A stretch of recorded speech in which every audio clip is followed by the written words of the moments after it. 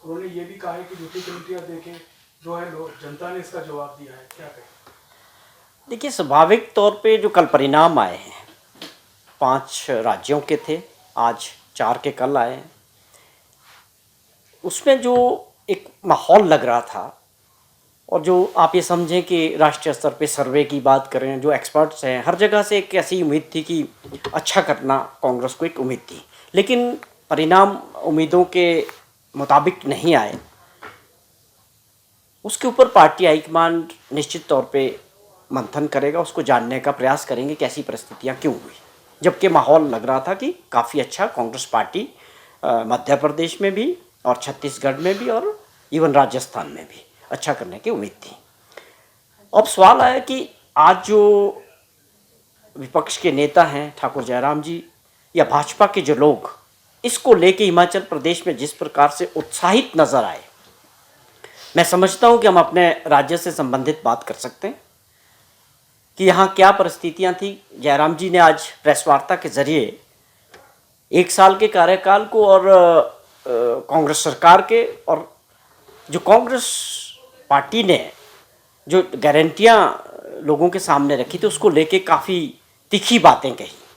मैं उनको ये याद दिलाना चाहता हूँ कि 5 साल तक आप हिमाचल प्रदेश के मुख्यमंत्री रहे और भाजपा की सरकार रही। 1 वर्ष पहले लोगों ने आपको बाहर का दरवाज़ा दिखाया और कांग्रेस पार्टी की सरकार लोगों के सहयोग से बनी। आज हम ये फिर से एक जानना चाहते हैं कि आप 5 साल तक एक नारा देते रहे, डबल इंजन की सरकार की बात करते रहे। हम ये जानना चाहते हैं कि उस डबल इंजन से हिमाचल प्रदेश के लोगों को क्या मिला, आप बताएं। आप लगातार मीडिया से जुड़े रहते हैं, आपको बताना चाहिए कि उन 5 वर्षों में आपने कौन सी ऐसी योजनाएं एक्सेप्ट लोन उठाने के, कर्जा उठाने के, और कौन सा पैसा, कौन सी मदद उस दिल्ली वाले इंजन ने हिमाचल प्रदेश की और हिमाचल प्रदेश के लोगों की, आप उसको बताएं।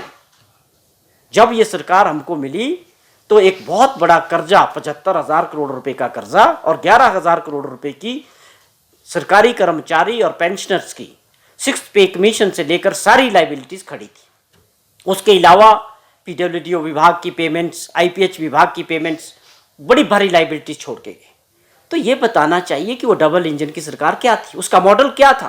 केवल मात्र लोन लेने का मॉडल और हिमाचल प्रदेश के लोगों को कर्जे में डुबाने का जो मॉडल जयराम जी ने प्रदेश को दिया, उससे आज हालात बहुत खराब है। लेकिन उसके बावजूद हमारी सरकार ने आगे बढ़ के बड़े फैसले लिए कि हम जो है अपने रिसोर्सेज को बढ़ाएंगे। आते ही हमारी सरकार ने सबसे बड़ा फैसला किया कि शराब के ठेकों की नीलामी की, जिसके जरिए 600 करोड़ रुपए का रेवेन्यू एक्स्ट्रा जनरेट हुआ। ये चीजें उपलब्धियां हैं।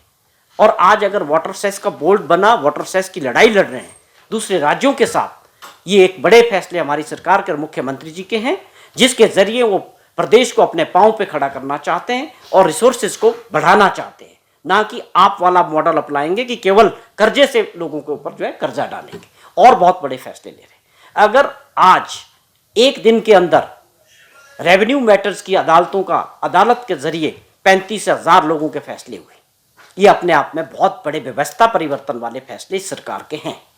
जो वर्षों से लोग जमीनी झगड़े, आप देखें कि उनके इंतकाल नहीं हो रहे, किसी की पैमाइश नहीं हो रही, वो कितने सालों से लोग इसको लेके पैमाइश थे। ये बड़ा फैसला किया और अदालत लगा के 2 दिन के अंदर 35,000 ऐसे मामलों को निपटाया।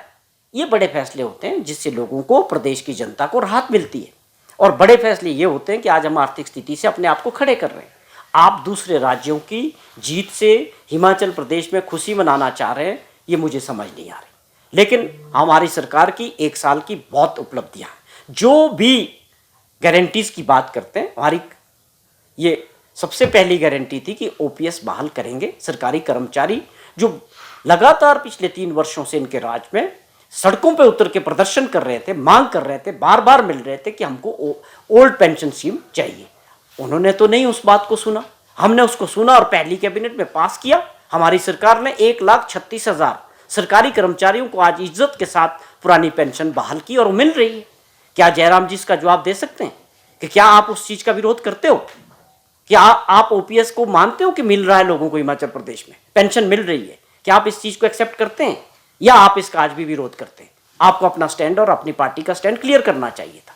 उसके बावजूद 1 साल के अंदर जिस तरह की आर्थिक परिस्थितियां थी और जिस प्रकार की आपदा हिमाचल प्रदेश में रही, और आप बताएं आपकी जब हमारे मुख्यमंत्री को और हमारी सरकार को पूरे देश के अंदर विदेशों से उस आपदा के समय लोगों की मदद करने के लिए लोगों ने तारीफें की, और जब प्रस्ताव आया विधानसभा में कि हमको जो है भारत सरकार से मदद मिलनी चाहिए, राहत मिलनी चाहिए, स्पेशल पैकेज मिलना चाहिए, क्या आपकी पार्टी और आपका स्टैंड क्या था विधानसभा में? उस प्रस्ताव के आप साथ थे जो हिमाचल प्रदेश के लोगों की मदद के लिए था? क्या आप बता पाएंगे प्रदेश के लोगों को कि उस प्रस्ताव का आपने साथ दिया कि नहीं दिया? या आपने नरेंद्र मोदी जी से, भारत सरकार से जाके कभी ये बात की कि हिमाचल प्रदेश पे आपदा आई है और उनको मदद मिलनी चाहिए, 12,000 करोड़ रुपए का नुकसान हुआ है? नहीं। ये बड़े फैसले हैं, ये बड़े सवाल है जो हम जयराम जी से पूछना चाहते हैं कि आप अपनी पार्टी का और अपना स्टैंड क्लियर बताएं। केवल आरोप लगाने से विपक्ष की भूमिका पूरी नहीं होती है। आपकी जिम्मेवारी भी प्रदेश के लोगों के लिए थी जो आप पूरी तरह से नहीं निभा सके और पूरी तरह से फेल हुए हैं। तो ये बहुत बड़े सवाल है। एक गारंटी ये पूरी की कि आज इतना बड़ा आर्थिक बोझ होने के बावजूद हमने ओपीएस बहाल किया, आज लोगों को मिल रहा है। उसके अलावा 680 करोड़ रुपए का जो स्टार्टअप हमने बात कही थी वो शुरू हुआ। उसकी योजना पिछले दिनों माननीय मुख्यमंत्री जी ने शुरू किया कि जिसके जरिए इलेक्ट्रिक वाहन खरीद के हमारे बच्चे रोजगार पैदा करेंगे, उनको सब्सिडी भी दी जाएगी उन वाहन खरीदने के लिए, उनको परमिट इशू किए जाएंगे और वो गाड़ियां जो है सरकार उसको किराए पे अपने पास रखेगी और एक सुनिश्चित आय उनकी की जाएगी कि 40-50 हज़ार रुपया महीने का एक बच्चा जो है कमाएगा। ये वो योजनाएं हैं जो रियलिटी में लोगों के बीच उतर रही है, जिससे लोगों को, आम जन को फायदा होने वाला है। उसके अलावा हमने बात कही थी कि हम हर एक सेगमेंट के अंदर 4 इंग्लिश मीडियम स्कूल शुरू करेंगे, लेकिन हमारी सरकार ने एक फैसला कर दिया और ये तीसरी गारंटी तय कर दी कि पूरे प्रदेश में जितने भी सरकारी स्कूल है वहां पर इंग्लिश मीडियम स्कूल होंगे। तो ये 3 गारंटीज तो हम पूरी कर चुके हैं। और मैं और बता दूं कि जो भी सरकार की गारंटीज होती है, जो भी मैनिफेस्टो होता है, वो पूरी 5 साल के लिए दिया जाता है, लेकिन माननीय मुख्यमंत्री जी ने इस बात को क्लियर किया है कि हम अब सारी गारंटियां 4 साल के कार्यकाल तक पूरी करेंगे। और इसके अलावा दूध खरीदने वाली बात है और गारंटीज पे सब कमेटीज बन चुकी है, ग्राउंड पे काम हो रहा है, उसके लिए इंफ्रास्ट्रक्चर कैसे बनेगा, उसको कैसे आगे बढ़ाया जाएगा।